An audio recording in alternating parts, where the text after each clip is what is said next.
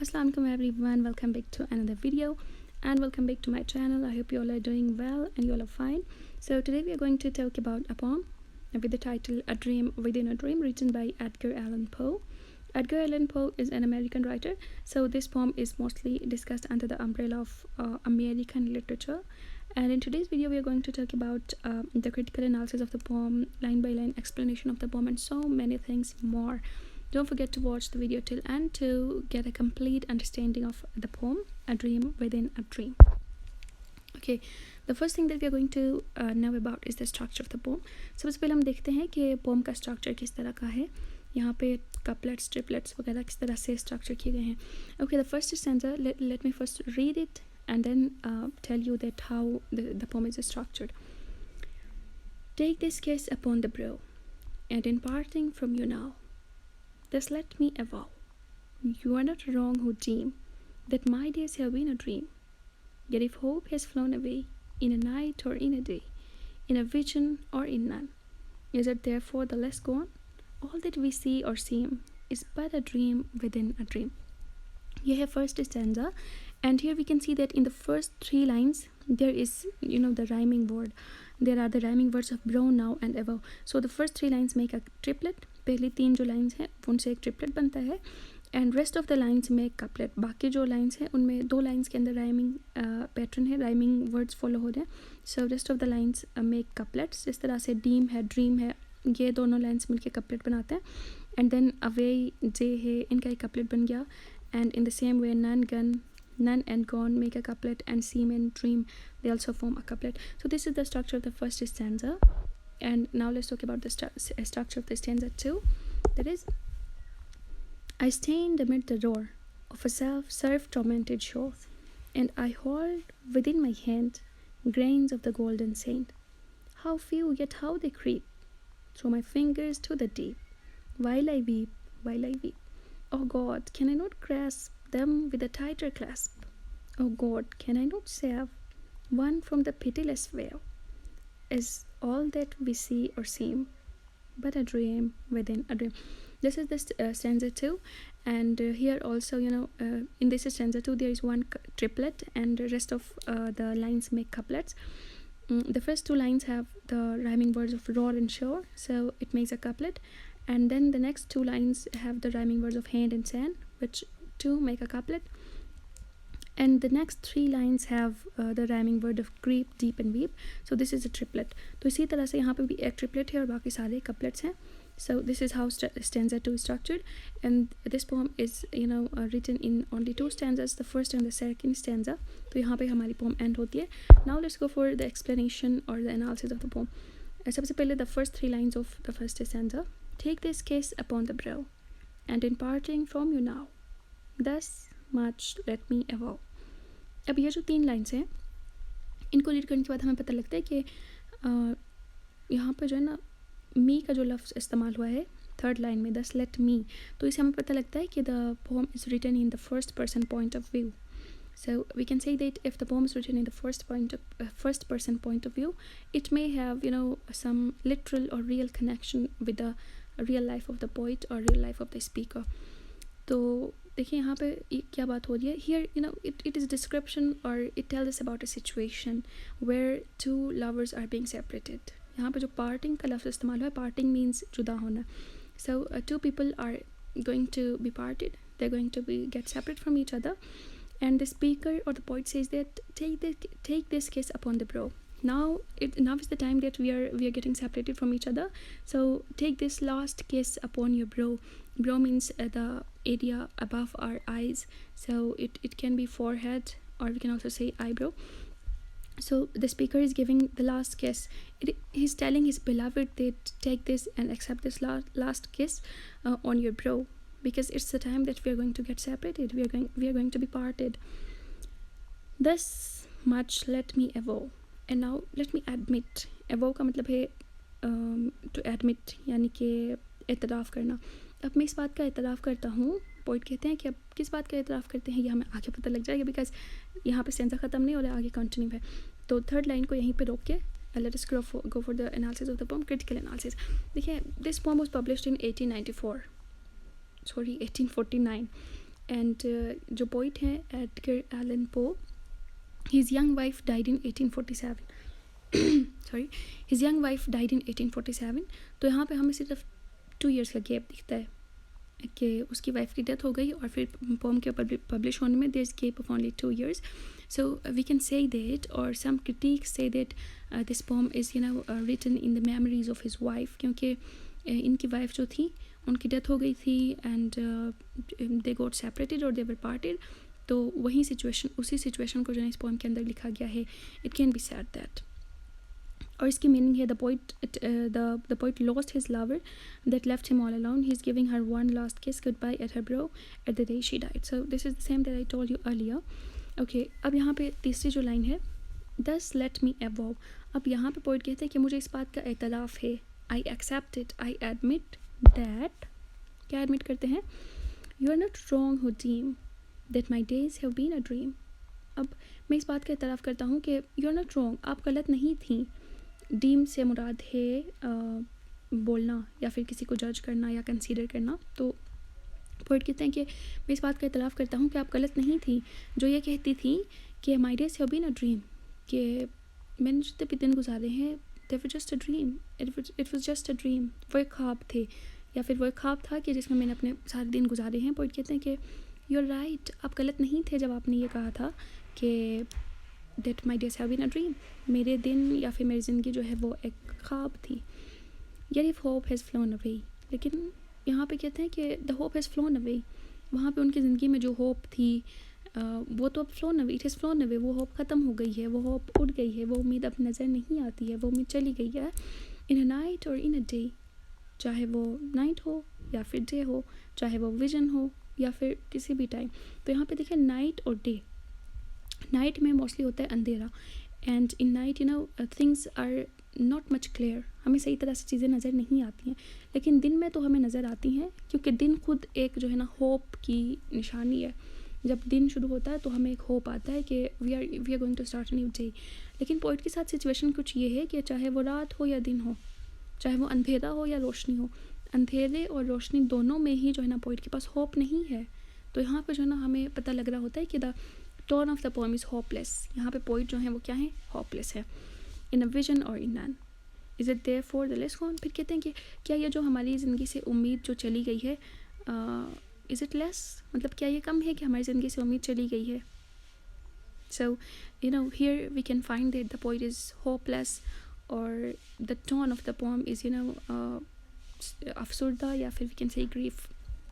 The meaning is, the poet has distraught feeling that life is unreal, is a dream in a dream. The poet seems unwilling to accept that life is all a big dream.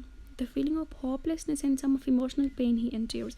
यहाँ पे हमें poet की hopelessness या फिर emotional pain के बारे में पता लगता है कि when he got parted from his beloved or his wife, then how much emotional pain did he endure. So this is what a poet wants to tell us in these lines of the first stanza. फिर यहाँ पे हम बताते हैं कि हमारी ज़िंदगी जो है वो dream within a dream है। यहाँ पे आके जो ना पोएम के टाइटल के साथ कनेक्शन पैदा होता है कि टाइटल पोएम का है कि अ dream within a dream. फिर इस स्टैंजा में आके पोएट कहते हैं कि आप गलत नहीं थे जब आप ये कहते थे कि मेरी ज़िंदगी एक ड्रीम है, एक ख्वाब है। सो यहाँ पर जो ना टाइटल इसके साथ कनेक्टेड है, टाइटल और पोएम। यहाँ पे आके हमें टाइटल और पोएम के अंदर कनेक्शन मिलती है। दैट एक तो ये कि हमारी पूरी ज़िंदगी ड्रीम है, उसके अंदर जो मैंने आपके साथ, जो पोइट ने अपने बिलाविड के साथ दिन गुजारे हैं, वो भी एक ड्रीम है। So they were a dream within a dream. इसके अलावा the literary devices are personification. देखिए होप उड़ गया, फ्लोन अवे। अब होप जो है वो ह्यूमन कैरेक्टरिस्टिक होप को दिया जा रहा है कि फ्लाई करना तो एक डेफिनेटली लिविंग थिंग की निशानी है, लेकिन यहाँ पे होप के लिए कहा कि होप उड़ गया, इस तरह से उड़ गया, तो it is a personification. Alliteration है, डीम, ड्रीम, होप, हेज। यहाँ पे डी और डी साउंड रिपीट हो रहा है, होप और हेज में एच का साउंड रिपीट हो रहा है। So this is an alliteration. And there is a repetition. Repetition कहाँ पे है, इन अ डे और इन a night, in a vision or in none. तो इन जो है वो यहाँ पे रिपीट हो रहा है। So this are the literary devices. और फर्स्ट स्टैंजा की बाकी जो 2 लाइन्स है, all that we see or seem is but a dream within a dream. अब यहाँ पे आके पोइट फिर से एम्फेसाइज कर रहे हैं अपने आइडिया को कि जो भी चीज़ हमें दुनिया में दिखती है या जिसे हम देखते हैं, ऑल दैट वी सी और seem is but a dream within a dream. ये जो ना एक ख्वाब के अंदर ख्वाब है।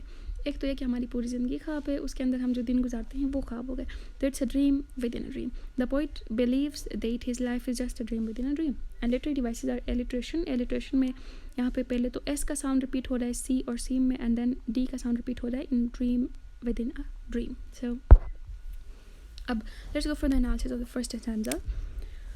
You can pause the video and jot it down. You can note it if you want. Okay.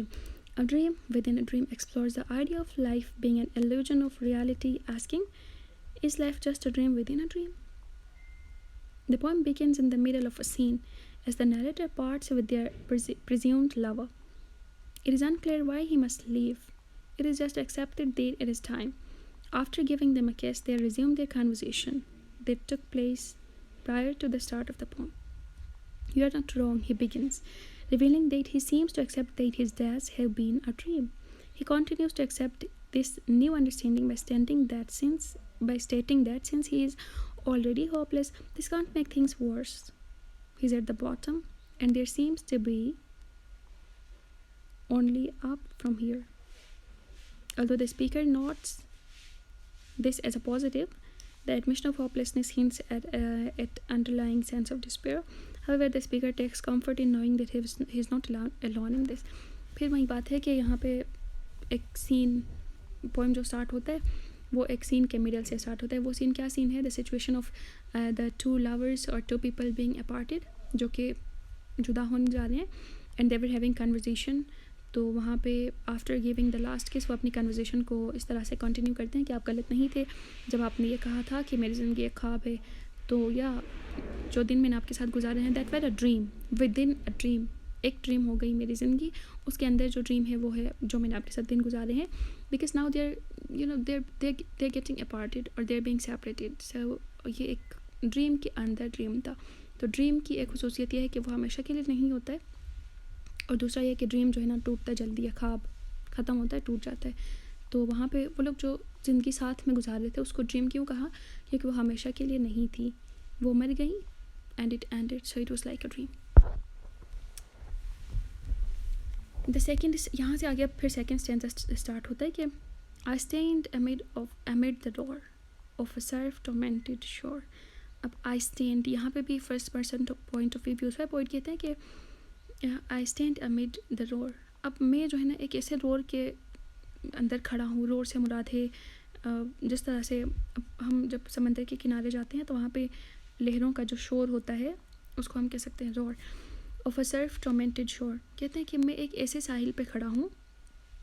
I am standing on a शोर जहाँ पे सर्फ टॉर्मेंटेड. अब सर्फ से मुराद है लहरें, जो समंदर में या पानी की जो लहरें होती हैं उनको कहते हैं सर्फ, और टॉर्मेंटेड मीन्स डिस्टर्ब्ड. तो मैं एक ऐसे बैंक पे, ऐसे शोर पे खड़ा हूँ जहाँ पे जो है ना लहरों की वजह से डिस्टर्बेंस पैदा हो रही है, और इस डिस्टर्बेंस की वजह से एक रोर है, एक मतलब जो आवाज़ होती है रोर या रेगिंग, इस तरह की एक आवाज़ है. तो पोइट यहाँ पर जो है ना एक सिचुएशन को शो कर रहे हैं कि वो किस सिचुएशन में खड़े हैं, किस हालत में खड़े हैं. यहाँ पे पोइट अपने बारे में बता रहे हैं कि how does he feel to be to get separate from his lover or beloved. अब इसकी मीनिंग को अगर हम देखें तो the roaring raging crazy waves pictures the emotional instability of the poet as he deals with the pain, the sorrow, the anger and the confusion due to his loss. Meanwhile, the shore is described as being tormented by the waves. Each time the waves rake ashore, it means the way a person would be tormented by feelings, how a person feels when emotions wreck them. अब यहाँ पे कहना है कि जब भी लहरें आके शोर को या फिर जब भी लहरें आके किनारे को टकराती हैं तो वहाँ पे डिस्टर्बेंस पैदा होती है. इसी तरह से पोइट कहते हैं कि जब भी मुझे मेमोरीज़ की जो लहरें हैं, जो मेमोरीज़ उसने अपने बिलावड़ के साथ गुजारी हैं, उन मेमोरीज़ की जो लहरें हैं वो आके मेरे पे लगती हैं तो आई गेट डिस्टर्ब्ड. जिस तरह से समंदर की लहरों के जो है ना उसके किनारे के साथ लगने से डिस्टर्बेंस पैदा होती है, उसी तरह से मेरी मेमोरीज़ या फिर मेरी फीलिंग्स से भी मेरे अंदर डिस्टर्बेंस पैदा हो रही है. Because of the pain, the sorrow, the anger, जो सब उसने बियर किया है पोइट ने. और ये पेन, ये सोरो और ये डिस्टर्बेंस हाल ही कहाँ से आ गई है? बिकॉज ऑफ द पार्टीशन और because of the separation from his beloved. यहाँ पे मेटाफर का यूज़ हुआ है कि शोर and waves represent forces of life. यहाँ पे जो शोर्स और वेव्स का जिक्र किया है ये जो है ना अपनी ज़िंदगी के अंदर के फोर्सेस को बता रहा है कि जिस तरह सेपरेट होने से उसके अंदर डिस्टर्बेंस पैदा हो गई, तो ये सेपरेट होना जो है ना ये उसकी ज़िंदगी का एक फोर्स है। तो शोर और वेव जो है वो उसकी ज़िंदगी के अंदर के मैटर्स को शो कर रहे हैं। So this is a metaphor. And then and I hold within my hand grains of the golden sand. How few, yet how they creep through my fingers to the deep. While I weep, while I weep. अब यहाँ पे भी जो है ना poet उसी समंदर के किनारे हैं। फिर यहाँ पे क्या हो रहा है कि and I hold within my hand, poet कहते हैं कि मैं अपने हाथों में जो है ना grains of the golden sand, वहाँ पे जो गोल्डन सैंड है उसको मैं अपनी मुट्ठी में बंद करना चाहता हूँ। लेकिन क्या होता है कि हाउ फ्यू, अब मेरे हाथों में, मेरी मुट्ठी में जो सैंड है वो तो हाउ फ्यू, वो तो कम है, लेकिन फिर भी हाउ दे क्रीप, वो किस तरह से मेरे हाथों से फिसल रही है। वो जो रेत उसने अपने हाथों में पकड़ी है, वो रेत उसके हाथों से कंटिन्यूसली गिर रही है, फिसल रही है। Through my fingers to the deep, मेरी उंगलियों से फिसल रही है और नीचे डीप जा रही है उस पर किनारे पे या फिर समंदर में। वाइल आई वीप, जैसे जैसे मैं रोता हूँ तो ये सारा होता है। अब ये सारा से क्या मुराद है, जैसे जैसे पोइट रोते हैं तो उसके हाथों में जो सैंड है वो सैंड जो है ना उसके हाथों से सिरकती है या फिसलती है और किनारे पे चली जाती है, समंदर में चली जाती है। देखिए मीनिंग को पहले देखते हैं। He cries as he tried to hold grains of sand in his hand, he can not keep the sand from running out his hand, means the time is slipping away from him. Whatever memory that he grasps or whatever he longs for easily slips through his fingers like grains of sand.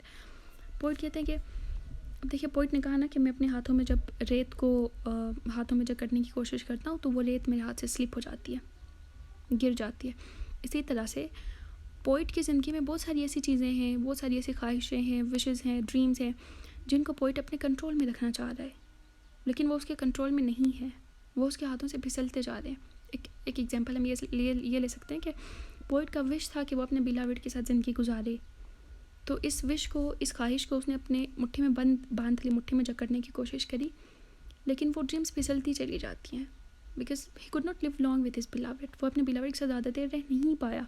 इसी तरह से poet की ज़िंदगी में जितनी भी ख्वाहिशें हैं वो उन ख्वाहिशों को कंट्रोल करना चाहता है, लेकिन ऐसा हो नहीं सकता है क्योंकि वो एक आवर ग्लास के अंदर की सैंड की तरह वो स्लिप होती जाती है। और पोइट जो है ना चाहते हुए भी अपने हाथों की ग्रेन्स ऑफ द सैंड को, यानी कि अपने हाथों में उसकी जो रेत है उसको चाहते हुए भी रोक नहीं सकता है, विच मीन्स दैट वो अपने ख्वाहिशों को, अपने ड्रीम्स को और अपनी विशेस को कंट्रोल करने की सलाहियत नहीं रखता है, क्योंकि विशेस और ड्रीम्स जो हैं वो पूरी नहीं हो सकती हैं।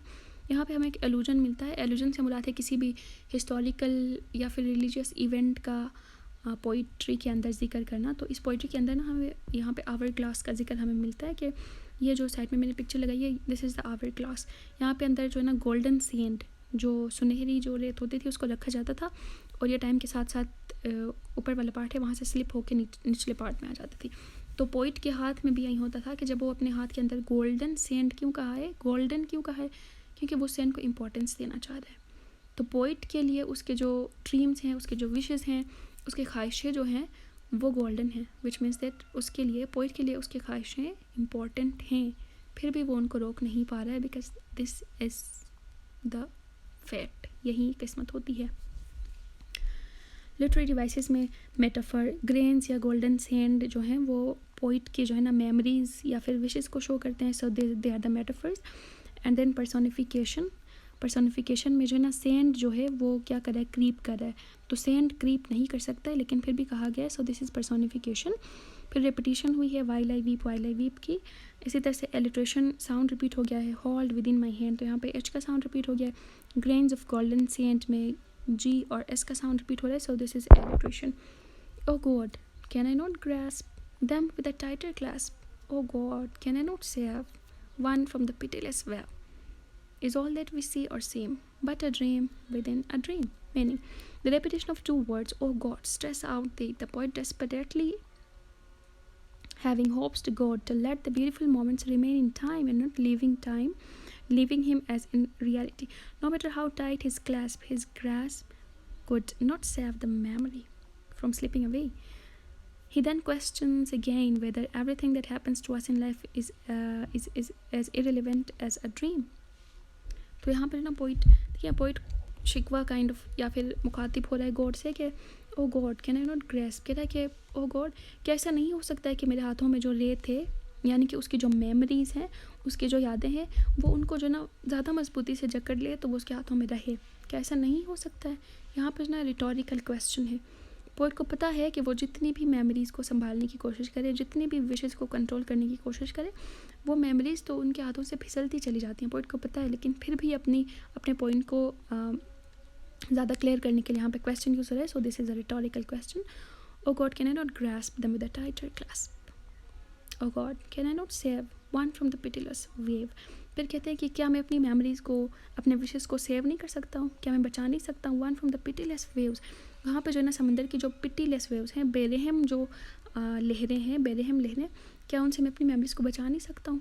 क्योंकि जब भी किनारे पे रेत है, जब भी पिटीलेस वेव, जब भी लहरें आती हैं, तो वो जो है ना उस रेत को, उस मिट्टी को, या फिर उस ग्रेन्स ऑफ द सैंड को क्या करती है, डिस्टर्ब करती है, उनको बहा ले जाती है। तो कहते हैं कि क्या मैं अपने ख्वाबों को इस चीज़ से बचा नहीं सकता हूँ कि उनको कोई वेव आए और उनको बहा ले जाए। ये जो ना पोइट गॉड से मुखातिब होते हुए पूछते हैं, is all that we see और same but a dream within a dream. फिर आके फिर से वही बात करते हैं, फिर से वही क्वेश्चन करते हैं कि क्या ऐसा नहीं है कि जो भी हमें दिखता है या फिर जो भी हम देखते हैं वो एक ख्वाब के अंदर ख्वाब है। यहाँ पे आखिर में भी आके जो ना poet asks that is it not so, या फिर क्या ऐसा नहीं है कि whatever we see, whatever is seemed, whatever we experience in our life, whatever wishes we collect, or whatever dreams we see, whatever memories we have, all of them are a dream within a dream। फिर से आके यहाँ पे point वही question कर रहे हैं जो कि टाइटल से रिलेटेड है। The literary devices are personification. सबसे पहले पिटीलेस वेव, पिटीलेस बेरहम होना, वेव तो डेफिनेटली बेरहम नहीं हो सकता, लेकिन पिटीलेस वेव कहा गया है। So this is personification. फिर रेपिटेशन हुई है कि ओ God can I not grasp, o God can I not save, तो o God can I not, o God can not, यहाँ पे इन चीज़ों को रिपीट किया गया है। फिर इसके एनालिसिस करते हैं कि the second stanza suddenly shifts to a tone of despair. अब यहाँ पे जो सेकंड स्टैंजा है ना, इसका टोन अचानक से चेंज हो रहा है, चेंज होकर डिस्पेयर की तरफ चला जा रहा है, creating a mode of uneasiness. यहाँ पे आके ना हमें भी थोड़ी सी अनईजीनेस फील होती है रीडर्स को कि जो पोइट है वो कितना दुखी है बेचारा। Sit at the coastline, the speaker describes intense roar of the tormented shore. The sense of uneasiness continues as the speaker desperately tries to grasp at grains of sand tighter and tighter, questioning why it's so hard to hold on to them. He calls out for help from God twice in a row, suggesting a cry of salvation to help him. This time he asks, is all we see or seem but a dream within a dream? The final question acts as a final call for help, an attempt to come to terms with the possibility of life being a dream. यहाँ पे ना second stanza में हमें call for help भी देखने को मिला ना, कि वो खुदा से हेल्प मांग रहा है कि क्या ऐसा नहीं है कि मैं अपनी मेमोरीज़ को मजबूती के साथ अपने साथ ही रखूँ, क्या ये पॉसिबल नहीं है कि मैं अपनी मेमोरीज़ को, मैं अपनी यादों को चले जाने से या बह जाने से बचा लूँ। तो यहाँ पे जो है ना आके हमें भी थोड़ी सी अनईजीनेस फील होती है, थोड़ा सा बुरा फील होता है पॉइंट के लिए कि हाउ, मतलब कितना सैड वो हैं because of the partition, not partition of subcontinent, but partition from his beloved. What is the mood of the poem dream within dream? mood क्या है, तो मूड जो है ना शिफ्ट हो रहा है। फर्स्ट स्टैंजा में मूड एक्सेप्टिंग है, यहाँ पे पोइट एक्सेप्ट कर रहा है ना कि अपनी बिलवेड से भी कह रहा है कि आपने ठीक कहा था कि मेरी लाइफ जो है वो एक ड्रीम है, एक्सेप्ट कर रहा है। लेकिन सेकंड में आके जो मूड है पोम का वो डिस्पेयरिंग होता है, थोड़ा सा ना डिस्पेयर में चला जाता है पोइट। यहाँ पे शिफ्ट ऑफ द मूड्स है। थीम्स जो हैं वो ड्रीम वर्सेस रियलिटी है कि हमारी ड्रीम रियलिटी तो ये है कि हम अपनी मेमोरीज़ को संभाल नहीं सकते हैं, हम जितना चाहें अपनी विशेस को कंट्रोल नहीं कर सकते हैं, they are all out of control. एक आवर ग्लास के सैंड की तरह वो चले जाते हैं। लेकिन जो है ना हमारा ड्रीम, फिर भी हमें पता है कि रियलिटी ये है, लेकिन फिर भी हम चाहते हैं कि अपने ड्रीम्स को, अपने विशेस को क्या करें, कंट्रोल में रखें, हम अपने हर विश को पूरा करें, ये हम चाहते हैं, लेकिन ऐसा हो नहीं सकता। Other themes are isolation and frustration. फिर यहाँ पे पोइट आइसोलेट हो गया ना अपनी बिलवेड से। आइसोलेशन भी एक थीम है, इसी तरह से फ्रस्ट्रेशन के, he was frustrated and he was disturb because he was parted from his beloved. Poem का टोन जो है वो किस तरह का पोम का टोन है, पोम का टोन डिप्रेस्ड भी हो सकता है, और डिप्रेस्ड हमें किस वर्ड से पता लगता है, ओवरवेल्म से पता लगता है। डिस्परेट भी हो सकता है, डिवेस्टेटेड से पता लगता है, मॉर्नफुल, कंटेम्पलेटिव, सॉरोफुल, डिस्ट्रॉट, इस तरह ये सारा जो ना पोम का टोन हो सकता है। डिप्रेस्ड, डिस्ट्रेस्ड, डिवास्टेटेड, ये सारा, क्योंकि इस पोम के अंदर है ही इस तरह की बात है ना कि बंदे को डिस्टर्बेंस है, बंदा डिप्रेशन में चला गया है, फ्रस्ट्रेटेड है, और इस तरह का टोन है. तो the tone of poem is distressed. One example of this is the stanza, while I weep, oh God. Paul's distress is evident when he begins to realize that his life will be like a dream when he dies, and no one will really remember how he lived or what he lived for. The grains of sand creeping through his fingers symbolize his time on earth slipping away. When he cries out to God, he's helpless. His yearning of understanding of his life is shown. In this poem, hope is considered like an object instead of an idea. When his friend hope leaves him, he's lost. यहाँ पे pome के tone के बारे में बताया गया है कि पोम का टोन किस तरह से डिस्ट्रेस्ड है. जब पोइट कहते हैं वाइल आई वीप, वहाँ पे पोइट रो रहे हैं या फिर वो गॉड से जो है ना हेल्प के लिए कॉल करते हैं कि ओ गॉड बार बार. तो इससे हमें पता लगता है कि the tone of the poem is distressed. इसके अलावा Edgar Allan pose tone in a dream within a dream is very depressing. इसके अलावा टोन डिप्रेसिंग भी है, डिस्ट्रेस के साथ डिप्रेसिंग भी है. वो किस तरह से है? In this pome both standards describe that life slips away from us like a long lost lover और अ fistful of sand creeping through fingers. Little by little life slips away from us like the sand. जिस तरह से उस our glass के अंदर से send जारी होती है ना, उसी तरह से हमारी ज़िंदगी का टाइम भी ख़त्म होता जाता है. लिटिल बाई लिटिल, थोड़ा थोड़ा होकर हमारी ज़िंदगी का टाइम ख़त्म होता जाता है. उसको हम कंट्रोल नहीं कर पा रहे, लेकिन फिर भी हमें पता है कि हमारी ज़िंदगी ख़त्म होनी है. जिस तरह से वो अपने बिलावड के साथ उसने जो ज़िंदगी गुजारी थी वो ज़िंदगी ख़त्म हो गई, उसी तरह हमारी अपनी ज़िंदगी भी ख़त्म हो सकती है. मोटिव कहते हैं कि किसी भी लिटरेचर के अंदर ना किसी वर्ड को रिपीट करना. The significant word description idea और इमेज दैट इज़ रिपीटेड. तो इस पोम के अंदर भी मोटिव है, क्योंकि यहाँ पे जो ड्रीम है ना उसको बार बार रिपीट किया गया है. एक तो टाइटल के अंदर ही ड्रीम 2 दफ़ा आ रहा है, देखें, अ dream within a dream. इसके अलावा पोइम के अंदर भी काफ़ी ज़्यादा दफ़ा ये जो ड्रीम का वर्ड है ये रिपीट हो गया. So this is the motive of the poem. Allusion वही जो मैंने आपको बताया कि किसी भी हिस्टोरिकल या रिलीजियस बात को या इवेंट को पोइट के अंदर उसका जिक्र करना. तो यहाँ पे ग्रेन्स ऑफ गोल्डन सैंड जो है लाइन 15 के अंदर, जिसकी मैंने पीछे पिक्चर भी लगाई थी आवर ग्लास की. तो back in 1848 they discovered gold in California and the grains came in because there was gold dust when settlers spend gold. तो ये जो है ना एक हिस्टोरिकल इवेंट है कि वहाँ पे उन लोगों ने इस आवर ग्लास को या फिर गोल्डन सैंड को डिस्कवर किया था. फिर वो आवर ग्लास के अंदर उसको रखते थे तो वो टाइम के साथ साथ स्लिप होता जाता था. So this is an allusion from the history and the poem ends over here. तो हमने जो ना बहुत सारी बातें डिस्कस करी, explanation, structure, critical analysis, tone, motive and so many things more. I hope आप लोगों को समझ आ गई होगी. और फिर भी अगर आप लोगों को समझ नहीं आ गई है तो I will attach the PPT file और द लिंक इन डिस्क्रिप्शन. मैं आपको डिस्क्रिप्शन बॉक्स में इन नोट्स को या फिर इस फाइल को डाउनलोड करने के लिंक दे दूँगी. अगर अभी ही नहीं है तो थोड़ी देर में आ जाएगी. So you can download it from there. That's all. अल्लाह हाफिज़. Don't forget to like, share and subscribe.